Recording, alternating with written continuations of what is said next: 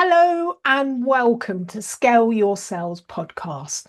Now, there's something about this time of year that evokes honesty and clarity. So it invites you to reflect. The pace slows just enough for you to think, not because of what we achieve, but really what matters most to us, what really makes us happy. And for me, happiness is flying off somewhere, heading somewhere warm out of the UK cold. And I'm really excited to be traveling to Kerala, South India, this year and ending in Chennai before my finishing via Dubai. So that's fantastic. So what I will be doing is I'll be having an early Christmas with my family. That really matters to me, that I still live the tradition. So I have time with my family, but I also have time with myself. But it also made me wonder, do you plan time with your family? Not all people do. Do you plan time with yourself? Because this season gives us permission to reflect. What went well? What can we improve upon? And what are we ready to leave behind, to let go of? I'm done. What is that for you? So when I ask my podcast guests, Scale Your Sales guests, about their heroes and sheroes, the people that influenced us, the answers weren't always neat or predictable. Some spoke about their icons. Others really questioned the whole idea of heroes altogether. Priya Lakshmi, for instance, she gave an example of Indra Nooyi. Do you remember Coca-Cola? And what struck me wasn't just her admiration of her, but it was also the recognition that they had both had similar family backgrounds, similar experiences as being a woman navigating leadership in a male-dominated world space. So reading My Life in Full, said Priya, it helped her to see what's really possible. Because seeing someone that has already walked the path means that it's possible for you to do the same. And I think that that is really important when we're looking at those icons, those people that really do influence us. So Alina Vanderberg offered a very deep and different perspective. She talked about the loneliness at the top, no real peers, no real bosses. In fact, she said everyone, in a way, is her boss. So I suppose it's quite difficult to maintain a sense of self. Alina shared that she used to look up to big name entrepreneurs, people who were supposed to be changing the world. But over time, she felt disappointed as she watched what happened. And what happened was wealth and power overtook character, and it really took center stage. So she decided to stop looking for heroes in that way. And instead, she looks for wisdom from people around her. That could be people in her team, customers, and it was really who was doing positive things. From leaders working towards peace, like Amal, who inspired her to commit to a world with less conflict. And if you know anything about Alina's background, you'll know why this is important to her. And from women leading in diversity, like Arena Woods, who works to help and helps Lena to see what is truly possible, not just because of morally what's possible, but commercially what is really possible. Arena Woods. Now, this shift feels really important. Sometimes our North Star isn't about idolizing people. It's more about what do you stand for? What's important to you? And that's very reflective in what Alina was saying. So when influence is quiet, consistent, and human, the idea came up again when Elizabeth Blass spoke about who was her Shero, and it was Kim Scott, one of her biggest Sheroes, because she wrote Radical Candor and Radical Respect. And Elizabeth said that she learned that kindness and directness are not opposites. In fact, they actually belong together, she said. And that belief now has helped her build the feedback culture that's really rooted in trust.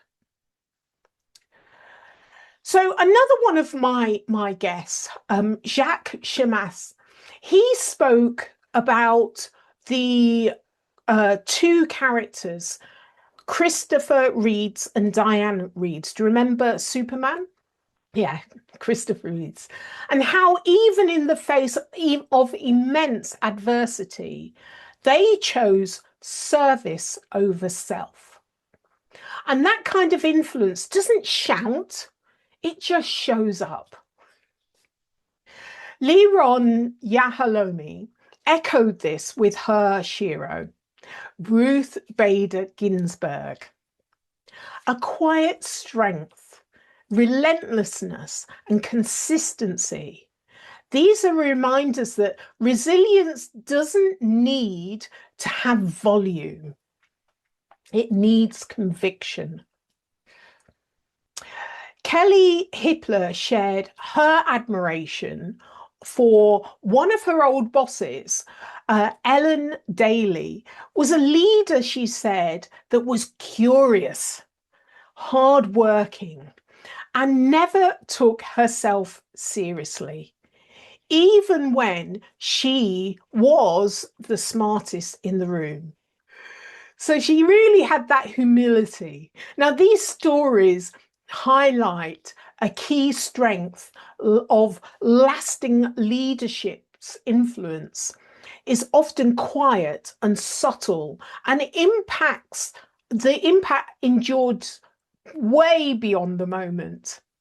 It's the most influential impact. Authenticity as a North Star, personal North Star, is a powerful reflection that came through when Brandy Starr spoke. And it really stayed with me what she said. Brandy Starr talked about her first ever job at 14, as I worked in the same environment with her. I worked in a restaurant and so did she. And she recounted how she told the owner that she wasn't going to mop the floor. Gosh, I wish I had that confidence at that age. I certainly didn't. Not out of entitlement, but out of clarity, she said. She could see a better use of her skills and she was willing to say so. I had no idea what my skills at that stage was, so it really made me think. Confidence followed her throughout her entire career. And she shared a moment early on heading to an interview in a black suit and red stiletto heels and a tongue ring in. And she was told that you'll never get hired with that tongue ring in. And her response was, if that's why they don't hire me, I don't want to work there. And I thought that was really interesting. For Brandy, authenticity isn't a buzzword. It's survival. It's critical. It's leadership. It's having that confidence to show up as your whole self, as as you are, inside and out. Knowing her work will speak for itself, and having the confidence to know that, that's the difference. Now, I'd love to know how this may be contagious for you by being really comfortable in your own skin. Now, she has created a space for other people and other women to do exactly the same for you as she has.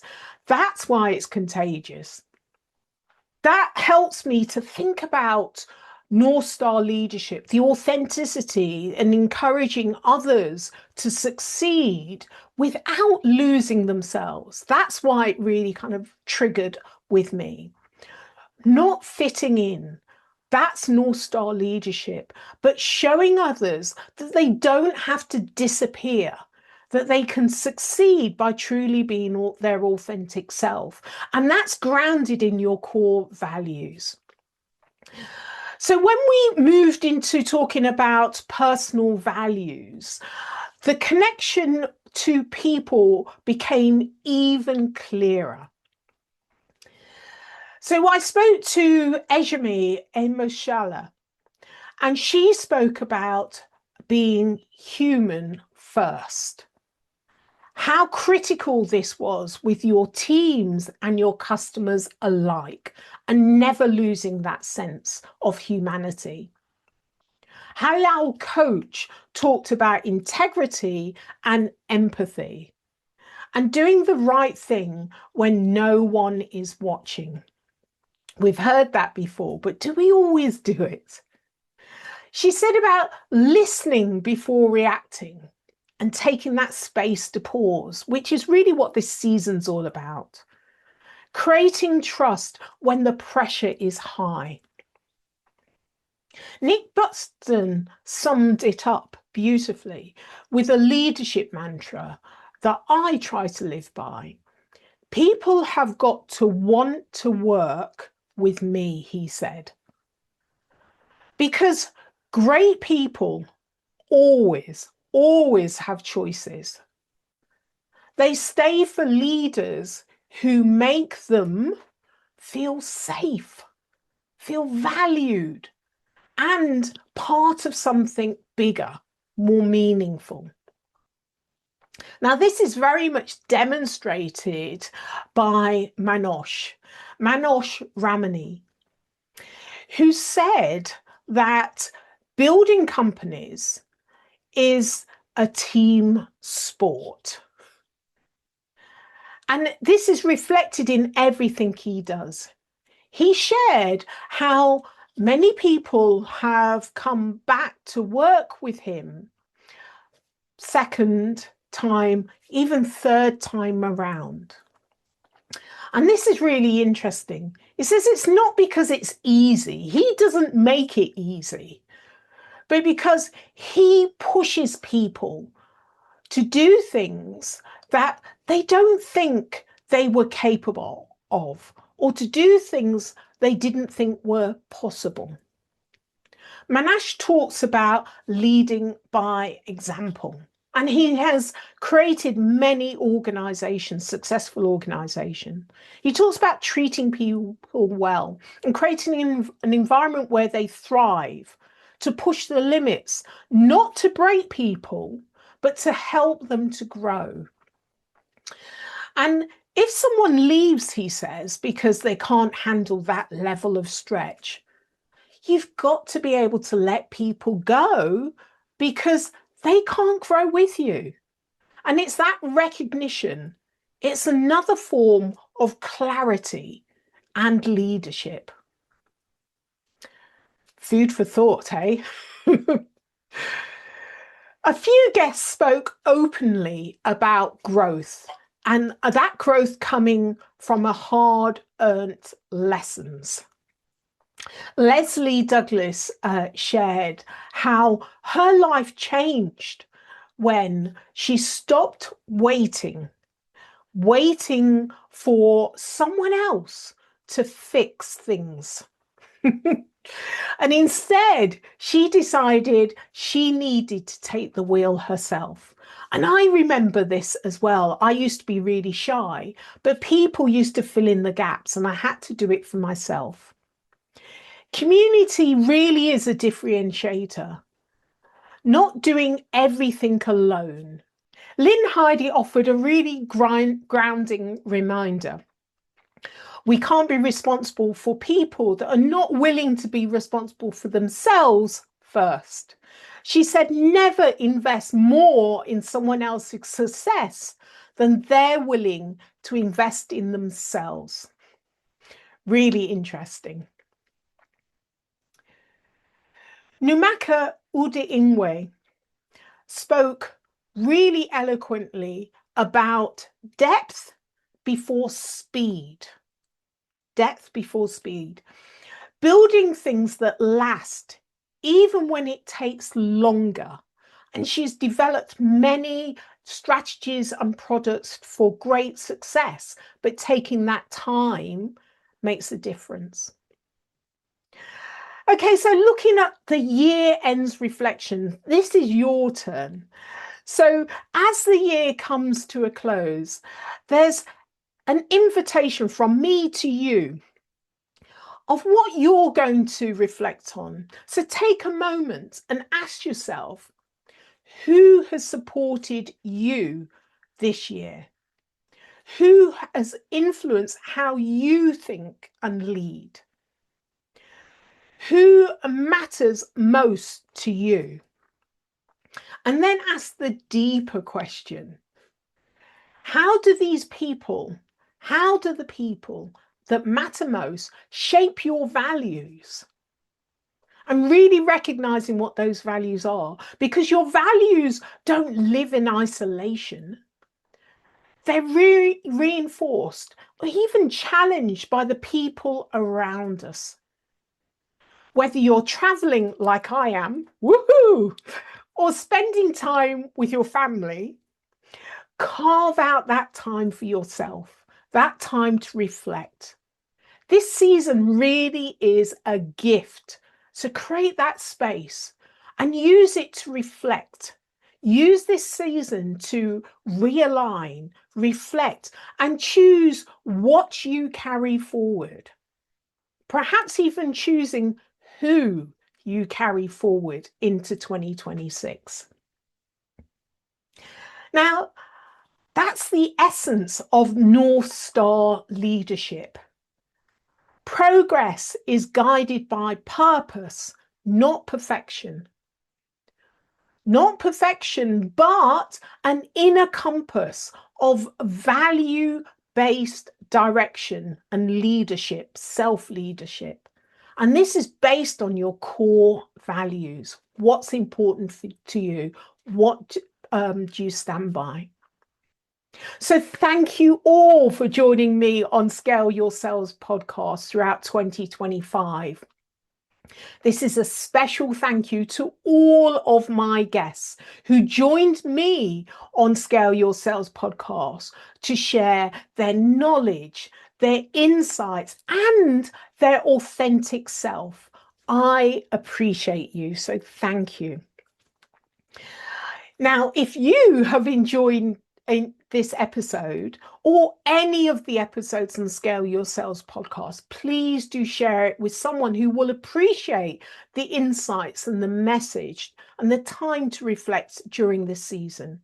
Connect with me and all of my guests on LinkedIn, and please do leave a review on iTunes. It really does help us to share more of the insights from my guests with the wider public.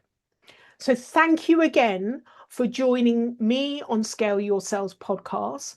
I wish you a Merry Christmas and a Happy New Year, and I look forward to seeing you in 2026. Take care. If you enjoy this episode of Scale Your Sales podcast, explore other episodes of insightful guest conversations or watch the caption show on YouTube. Remember to subscribe so you never miss an episode filled with strategies to help you scale your sales.